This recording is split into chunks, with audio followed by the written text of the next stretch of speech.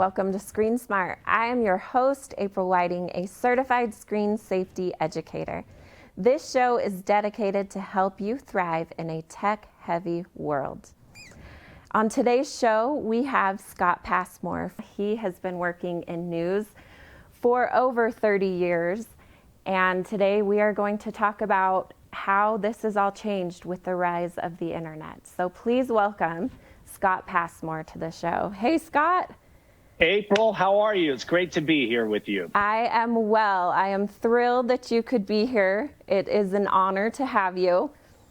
It's my pleasure. Well, thank you. I have been watching you for a while now on the news. No, go ahead and be honest. You said since you were in high school. I get that's just the way it goes, so it's all good. Yep, I have been watching you while I remember getting ready for high school and watching you on the news. So you just... You know, it's amazing how popular Good Morning Arizona has been over the years. I was there when we first went on the air. Wow. And just, through all the growing pains we've had, and we were always non-network, and it's just been amazing that the staying power that we've had over the years and the incredible people that I've had the opportunity to work with that have come and gone. Some are still there, a couple, but I'm the longest one. But it's been an awesome ride. It's been so great. Yeah, it's such a great place. So you're on Good Morning Arizona, right, on Channel 3, and that is a really good group of people. But I do want to start by talking about, because you have been there for over 30 years, around 32 years, I think you said. That's right. And so I'm sure with the rise of technology, there's been a lot of change. So I just wanted to ask you how it has changed with the rise of social media and with having news at our fingertips every day. How is it different now than it was when you began? Well, I think for one, it's so much more fast paced. I mean, back in the day when I started there, I was a reporter out in the field, and I mean, we had to carry our own equipment. We carried a box that was literally this big that just held the tape that was this thick for the camera. So a big cable went to the camera. And then we didn't have wireless microphones when I first started. Everything was a cable. Wow. Of course, we didn't have cell phones when I first started. So you literally you'd make phone calls at the station, and then you'd go out and try to cover the story. There was a lot of knocking on the doors and things like that. And then, going back to a truck and putting everything together and editing, on a tape. And the tape was always stretching, and there was always issues. And then we would have to go to either a live truck or a satellite and hook up by a cable and go live. So essentially, we could go live anywhere we had a truck, a satellite truck. If you could get the truck there, you could go live. So when I covered the O.J. Simpson trial and the riots in Los Angeles many years ago, I would be hooked to a truck, and I would sit out there and do live shots all night long for stations all around the world. And then fast forward to today, everything's on a little chip. It's one camera, everything's wireless. Of course, we've got cell phones. So it just makes news gathering a lot faster. And now we don't even need a truck to go live. They use backpacks. So if you notice watching Good Morning Arizona, we are live everywhere. And of course, live television is what people want. That's what it's all about. So it does not matter where we go. If we can get a signal to our backpack, we can go live. So that's the part that's fascinating to me. I was out just last week doing a live, and because I'm not in the field very often, but I still was saying, it's just amazing to me that we can do this on that little backpack that you're wearing, or it's in a little trailer they pull around, and we can go live anywhere in the world doing that. So it just makes everything more fast-paced. Mm-hmm. Yeah, technology is a great tool for sure. And it has definitely come a very long way. On this show, we focus on a lot of things. We cover how to keep our families safe online and cyberbullying. I mean, we cover it all. And I know we were talking a little bit before about how you kind of have to have thick skin in your line of work, especially with social media. It seems like people are a lot braver behind a screen. There's less empathy because you can't see their reaction. from someone else's face. Have you seen a rise in that since social media became heavy in the world? You wouldn't even believe it.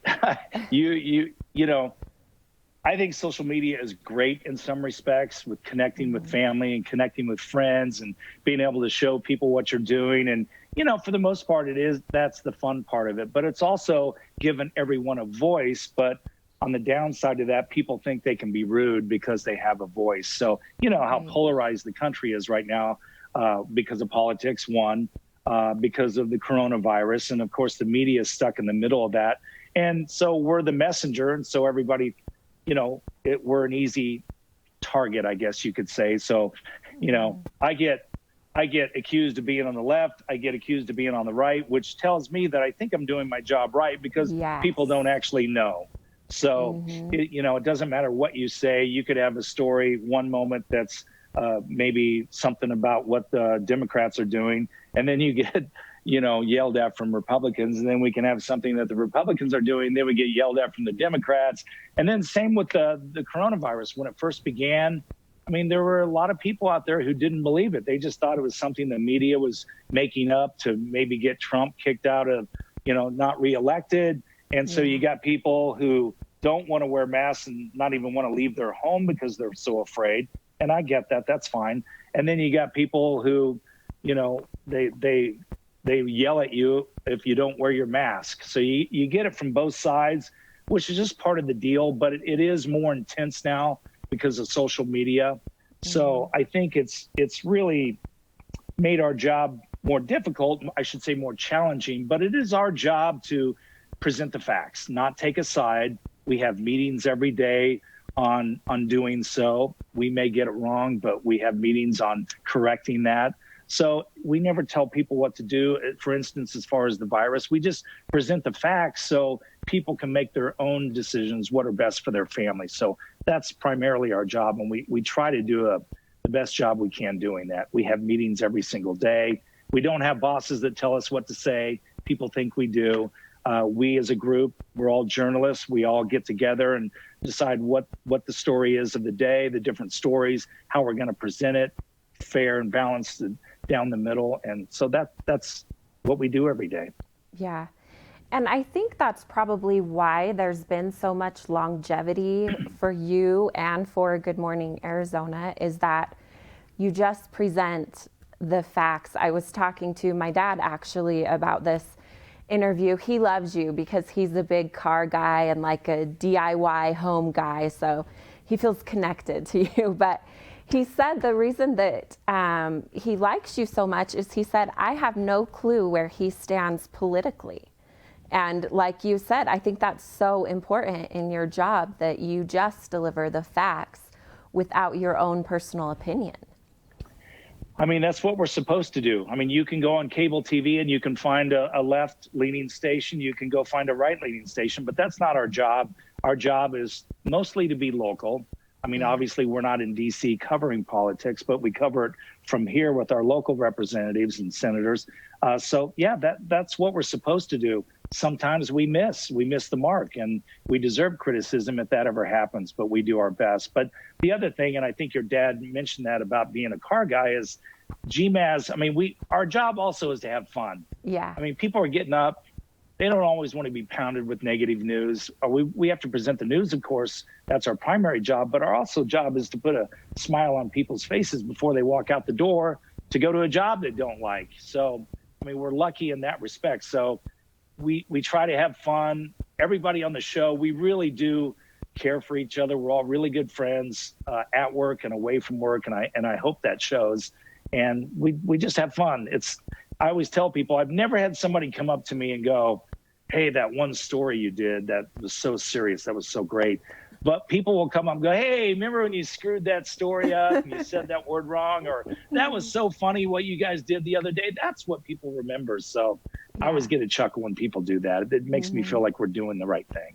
Absolutely. I think I recall you riding a bull at one point and hurting your shoulder. I have the scar to prove it. We do this field trip Friday, and so we were out in Cave Creek, and I was doing it with Olivia, and So we're out at this place that they have bull riding. And so we were going to do a segment where I was just supposed to sit on the bull's back. And I'm 100% in with everything I do. So I said during the commercial, I'm not going to just sit on the bull's back. We were going to interview the guy. I'm not going to just sit on the bull's back. Let me ride this dang thing. And so they said, well, it's a huge bull. It is huge. And they go, she's kind of tender, she's not going to go crazy. And I go, that's fine. I mean, I've never ridden a bull. I've ridden a fake one in a bar. So we come out of the commercial and I go, yeah, I'll ride this thing. So I put on a helmet, but I didn't stretch out or anything. I didn't even know what to do. I never even thought about it. And so I go, let's ride this thing. So I did ride it for 7 or 8 seconds. And then I flipped off the back. I wasn't sure how to get off it. It didn't buck too much, just a little bit, but it's so heavy. When it did buck, it popped my bicep. Oh. So I tore my bicep and I heard it pop while I was riding it.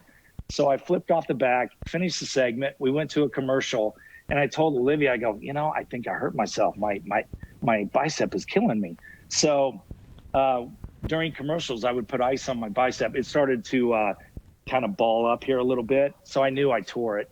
And so I finished the show. I finished 2 more hours out there and I'd put ice on it during the commercials. Then after the show, I went to a doctor friend of mine. He goes, yeah, you tore your bicep. So 3 days later, I was in surgery. And like 5 days later, I was back at work.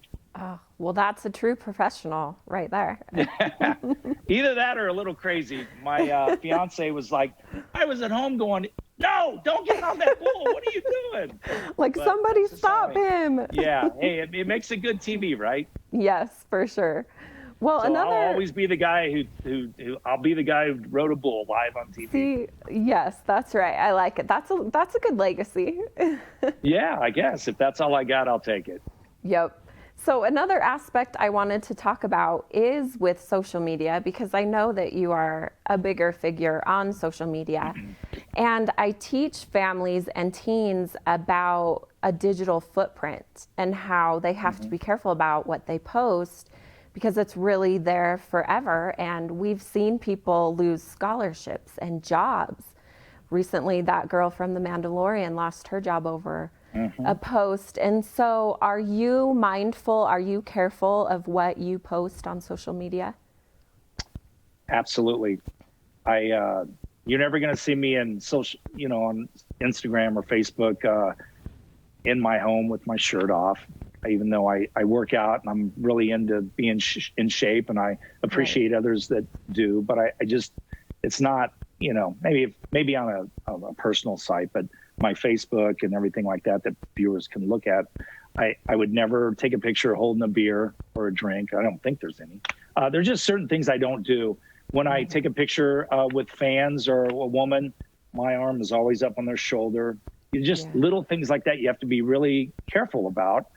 And I know young people, they go out and party. They're at the beach with hardly any clothes on, and they all want to post that. And I was there too. I did the same thing. We just didn't have social media when I was a kid. Yeah. I get that, but you have to be so careful. 1, for predators out there, and 2, for future jobs.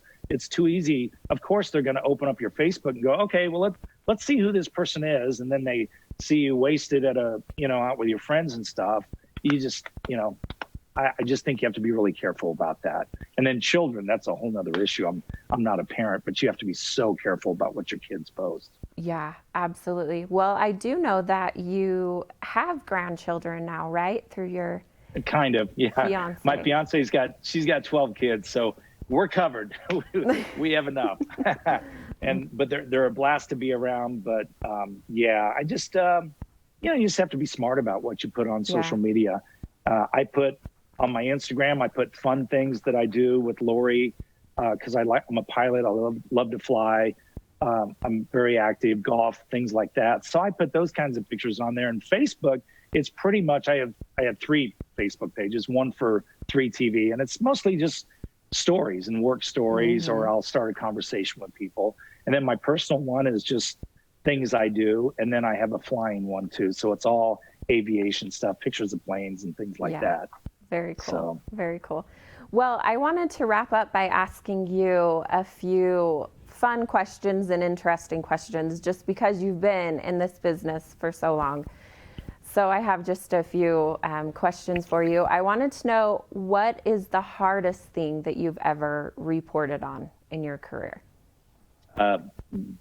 Crime, death, for sure, death.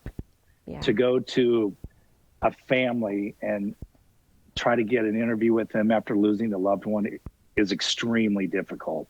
It's part of the job. You know, it makes an interesting story for people, but you have no idea what it's like to be out there trying to ask those questions, and they don't like it.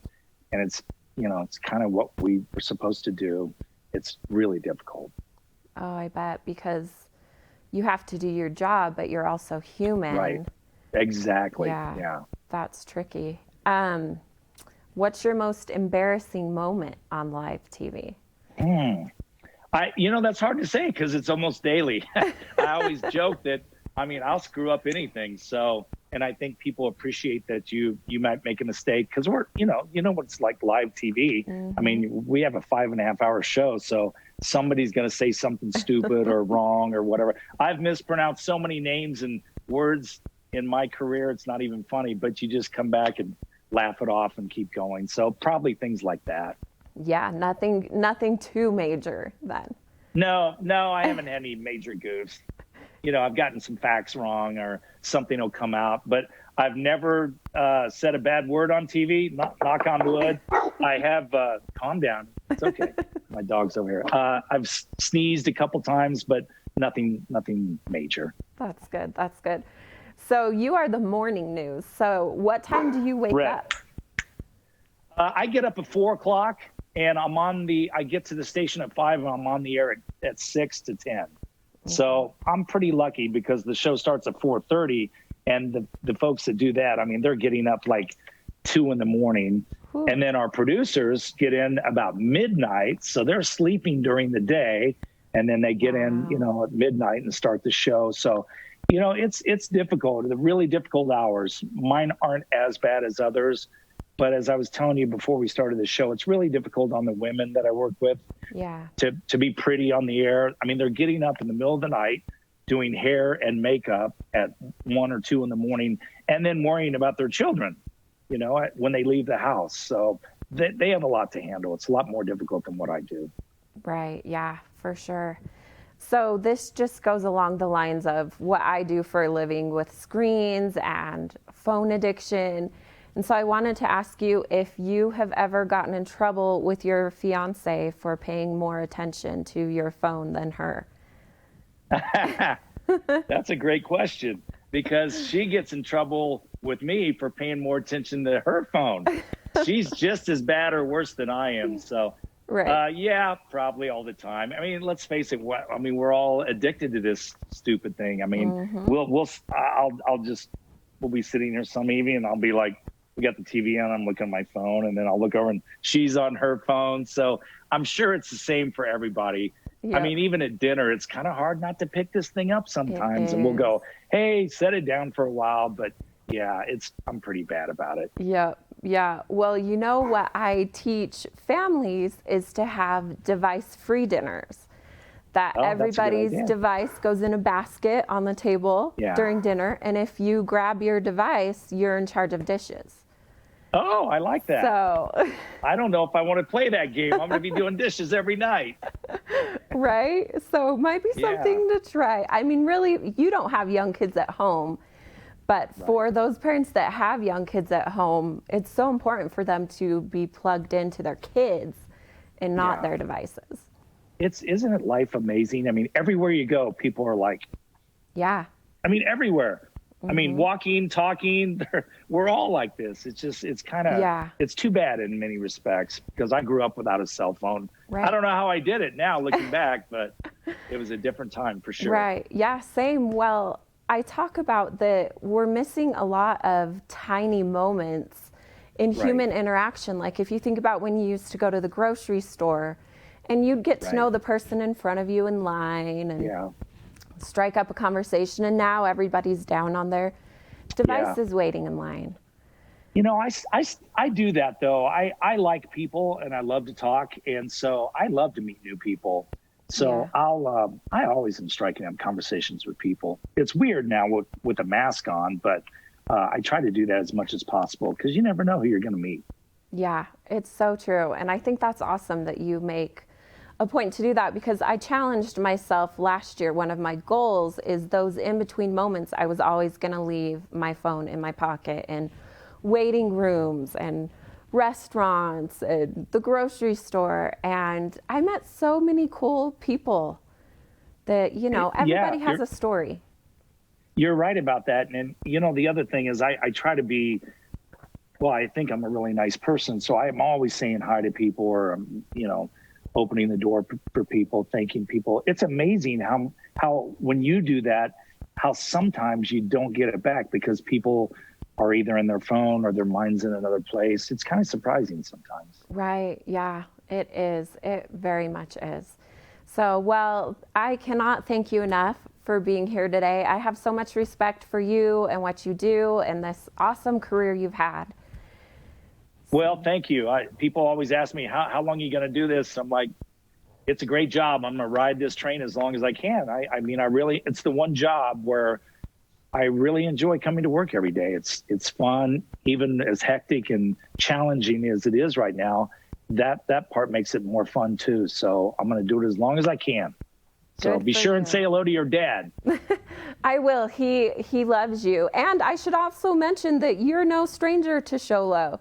You've owned homes here. I love Sholo. Yeah, I used to come up there and I used to race a sprint car and a mini sprint. So I've raced it in the dirt track up there before, which is a beautiful facility. So that was when I first started coming to Sholo. And then I've always, throughout my career, I've always remodeled or built homes. I've always had a second job just because working in TV was so difficult because I made $10,000 a year my first two jobs. So I always did that for a second job. And so we've built a couple homes up in Torreon, and I love Sholo.